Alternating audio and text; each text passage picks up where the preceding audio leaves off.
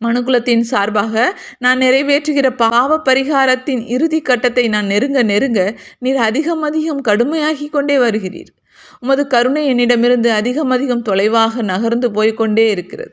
உமக்கும் வீழ்ச்சியடைந்த மனிதனுக்கும் இடையே என்னை தருவதற்காக ஒரு தாயிடமிருந்து பீத்தகற்றப்பட்டு தச்சனின் மகன் என்ற நிலையிலிருந்து உலகத்தின் போதகர் என்ற நிலைக்கு நான் மாறியதும் கூட எனக்கு இன்பமாகவே இருந்தது.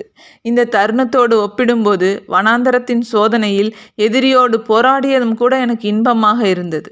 சிதைவுறாத முழு பலத்தோடு ஒரு வெற்றி வீரனுக்குரிய துணிச்சலோடு நான் அவனை எதிர்கொண்டேன். ஓ பிதாவே, இப்போது இவ்வளவு அதிகமான மக்களின் அசட்டைத்தனத்தினாலும் இத்தனை அதிகமான காரியங்களை பற்றிய அறிவினாலும் என் பலம் தடுக்கப்பட்டுள்ளது. சோதனை முடிந்தபோது சாத்தான் போய்விடுவான் என்பது எனக்கு தெரிந்திருந்தது. அவனும் போய்விட்டான்.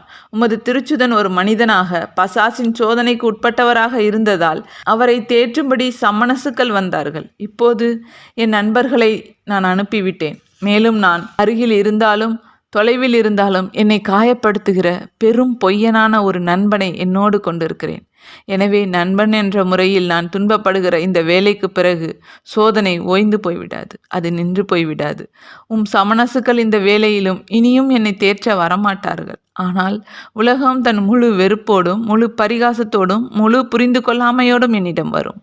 மேலும் சாத்தானுக்கு தன்னை விற்றுவிட்ட காட்டி கொடுப்பவனும் வருவான். பொய்க்காரனாகி அவன் மேலும் மேலும் அதிக சூது உள்ளவனாகவும் அருவருப்பானவனாகவும் ஆவான். பிதாவே, இது உண்மையாகவே கடும் வேதனையினுடையவும் பயத்தினுடையவும் மன்றாட்டினுடையவும் கூக்குரலாக இருக்கிறது. சேசு கலக்கமடைந்தவராக இருக்கிறார். கெத்சமனியின் நேரத்தை அவர் எனக்கு நினைவுபடுத்துகிறார். ஒரு புதுமை. நாசரேத்து சேசுவுக்கு ஒரு புதுமை.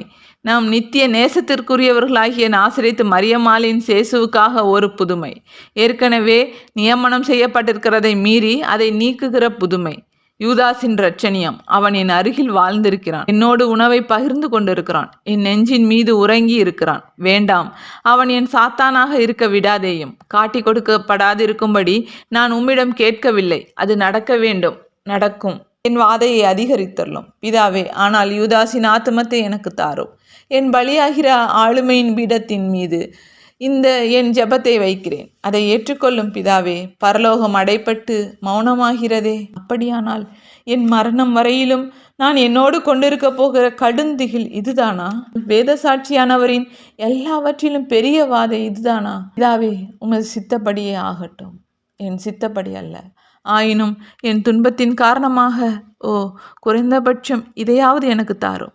யூதாஸின் மற்றொரு வேத சாட்சியான எண்டோர் அருளுக்கு சமாதானத்தை தந்தரலும்.